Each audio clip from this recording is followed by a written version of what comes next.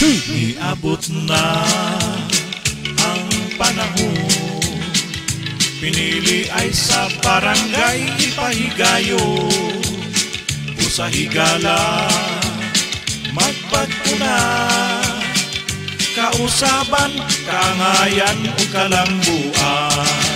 Pagkakapitan atong butuhan, nilumilitanti ang pangalan nga walay mansa. Nilumilitanti pagkakapitan, serbisyo niya sa katawhan walay sama.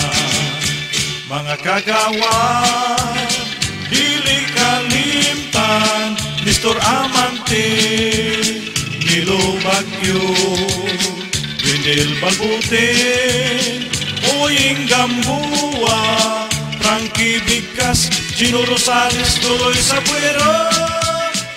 Silang tanan kasaligan, maalagaron ug sa kabus matinabangon, ug sa iski chairman atong butuhan. Sinasoinyo mao'y tingog sa kabataan, iski kagawad atong butuhan. Isa Amante, Janet Craco, Albert Sabio, Susmita Kalimpas, Ralph Gunhuran, Luxan Rafaela, ug si Clyde Dimihilio. Mga higala, niining umaabot nga synchronized iski and barangay election sa Oktubre 25, 2010. Maoy dakong takna sa pagpamalandong, may kalambigitan sa konkreto sa pagpili nga kinsa ang angay nga ibutang nganha sa rinda sa panggobyerno. Og kini sila atong masaligan og hataas na ang ilang pagserbisyo sa katawhan. Ang hustisya kausaban, kaangayan ug kalambuan ipaabot sa katawhan. Mubarog sa kamatuoran, ligdong og masaligan, busa pinaagi niini atong ma-exercise ang tagsa-tagsa nato ka mga huna-huna nga diin maoy mo pagahom ngadto sa opisyal nga mga kandidato. Dugtong niining tanan sa umaabot nga piniliay, pilion ta sa pagkakapitan sa Barangay North Poblacion, Maramag, Bukidnon, Kapitan Nilo Militante. Sa pagkakagawad, Nestor Amante. Kagawad Nilo Bagyo. Kagawad Wendel Balbutin.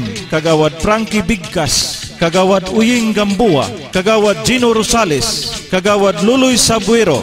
Ug dili sab nato kalimtan ang kandidato sa pagka-iski chairman nga mao si Siena Sorinio. Sa pagka-iski kagawad, Nisa Amante. Iski kagawad, Janet Craco. Iski kagawad, Susmita Kalimpas. Iski kagawad, Albert Sabio. Iski kagawad, Roxanne Rafaela. Iski kagawad, Clyde Dimihilio. Iski kagawad, Ralph Gunhuran.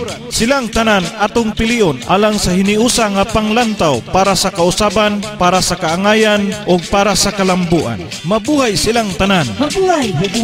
Singgit sa katawan sa North Poblacion, Nilo Militante, pagkakapitan, suportahan ang pagbago, ikinahanglan, kausaban, kaangayan o kalambuan. Kalampusan, maangkon na natong tanan.